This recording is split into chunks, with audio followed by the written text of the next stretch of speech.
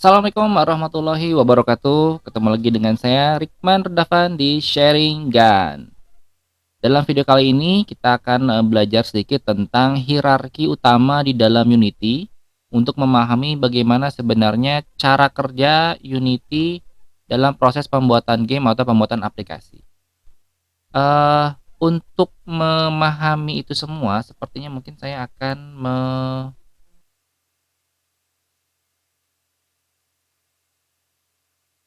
Dar. Saya bingung, ini nggak ada sinyal. Mungkin udah saya hapus ya. Kalau saya tidak salah teman-teman, harusnya di dalam folder ini ada ini nih, ada. Nah, begini harusnya pertamanya tuh muncul kayak gini, harus ada sampel scene. Nah, kenapa dihapus tadi ya? Nggak apa-apa. Tapi ini memang mau saya hapus sih. Jadi teman-teman, untuk memahami video ini kita akan coba menghapus dulu scene-nya.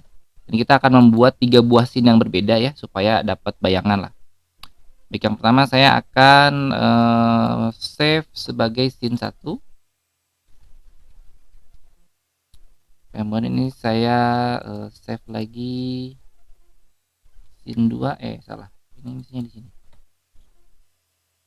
Kemudian saya save lagi ini di scene 3. Iya, susah banget. Nah, save.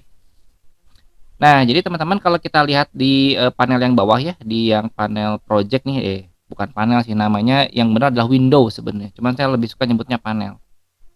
Si panel project ini adalah sebuah panel yang isinya seluruh aset yang akan digunakan di dalam game. Jadi satu game itu bisa disebut sebagai satu project. Di dalam satu project itu ada banyak scene, ada banyak level. Nah, kayak gini. Ada level 1, ada level 2, ada level 3. Di dalam satu level, di dalam satu scene itu bisa banyak game object. Nah, game object kayak gini.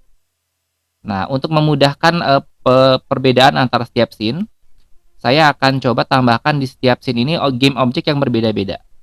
Di scene 1 misalnya saya akan tambah game object kubus ya.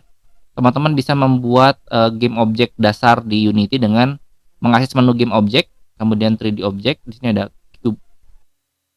Nggak usah diapa-apain, kita save dulu aja. Save. Kemudian saya buka yang scene 2. Nah, scene 2 ini misalnya saya kasih game objectnya mungkin 2 ya. Saya kasih spare. Spare itu adalah bola. Bolanya 2. Nah, gini. Di save lagi. Kemudian di scene 3, nah mungkin ini saya bikin apa ya? Bikin kapsul. Nah, kapsulnya ada 3. 1 dan 2. 3. Nah, gini ya. Di save. Jadi untuk berpindah dari satu scene ke scene yang lain, teman-teman cukup double klik aja di sini. Ada scene 1, ada scene 2, ada scene 3. Setiap scene itu punya berbagai game object yang berbeda-beda. Di setiap game object itu punya yang namanya komponen. Nah, ini komponen. Jadi kalau teman-teman lihat di sini, mulai dari main kamera ya. Main kamera itu punya komponen namanya komponen transform. Ada komponen kamera, ada komponen audio listener. Kalau directional light itu punya komponen transform, punya komponen light. Kalau kapsul punya komponen transform, punya komponen kapsul mesh filter, ada komponen mesh renderer, ada komponen kapsul collider. Setiap komponen punya fungsinya sendiri-sendiri. Kemudian di setiap komponen itu ada variabel. Kita buka di sini. Nah, di sini ada variabel position, ada variabel rotation, ada variabel scale. Jadi kalau diurutin dari atas ke bawah itu ada project, kemudian ada scene, kemudian ada game object, kemudian ada komponen, kemudian ada variabel. Gitu. Ngerti nggak?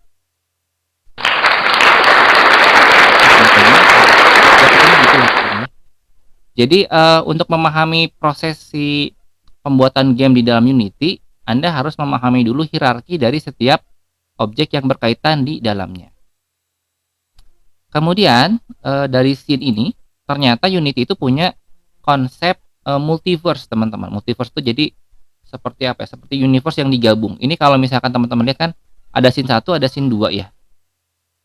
Masing-masing itu dua dunia yang berbeda. Tapi teman-teman bisa menggabungkan ini sekaligus. Fungsinya adalah untuk melihat kalau ada objek yang bisa kita pakai bersama.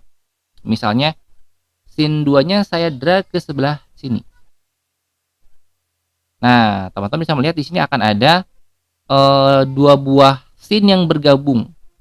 Yang ini kubus punya scene 1, kalau yang spare ini adalah punya scene 2. Jadi seperti seolah-olah digabung gitu ya. Ini sebenarnya fungsinya adalah untuk melihat kondisi dari setiap level. Seandainya ada objek-objek yang mungkin mau kita copy ke scene setelahnya. Karena kan Unity kan hanya bisa membuka satu scene. Tiba-tiba kita pengen, aduh dari scene 2 ada yang pengen kita copy ke scene 1 misalnya. Ya bisa, teman-teman bisa di copy aja atau di drag langsung. Jadi di sini posisinya sekarang scene 1 punya kubus sama 2 sphere, scene 2 nggak punya apa-apa.